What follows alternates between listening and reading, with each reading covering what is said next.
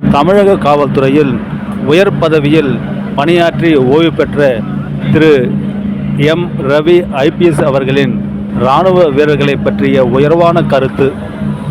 இராணுவத்திலே பணிபுரிகின்ற வீரர்கள் ராமநாதபுரம், மதுரை, தேனி, சிவகங்கை, தர்மபுரி அதிகமான நபர்கள் இராணுவத்திலே இருக்கின்றார்கள். இந்த முப்படைகளிலே பணிபுரிகின்ற இராணுவ வீரர்கள் எல்லாம் அன்போடும் கனிவோடும் பார்க்க வேண்டும். அவர்கள் குடும்பத்தை விட்டுவிட்டு நம்முடைய எல்லைக்கருகிலே இருக்கின்றார்கள். நாட்டினுடைய சைனா, பாகிஸ்தான் இது போன்ற நாடுகளுடைய எல்லைகளிலே அவர்கள் காத்துக் கொண்டிருக்கின்றார்கள். அது மட்டுமல்ல, சியாச்சன் கிளாசியர் போன்ற -90 அந்த கடும் பனியிலும் கடும் குளிரிலும் வாடிக்கொண்டிருக்கின்றார்கள். அவருடைய குடும்பத்தை பார்ப்பது நம்முடைய கடமை. காவல்துறையினர் மட்டும் அவருடைய பணியை முழுமையாக இதிலே செலுத்த முடியாது. அவர்களோடு பொதுமக்களும் சேர்ந்து நம்முடைய வீரர்களுடைய குடும்பத்தை பாதுகாக்க வேண்டும். அவர்கள் இல்லாவிட்டால் நிச்சயமாக நம்முடைய நாடு ஒருங்கிணைந்து இருக்க முடியாது.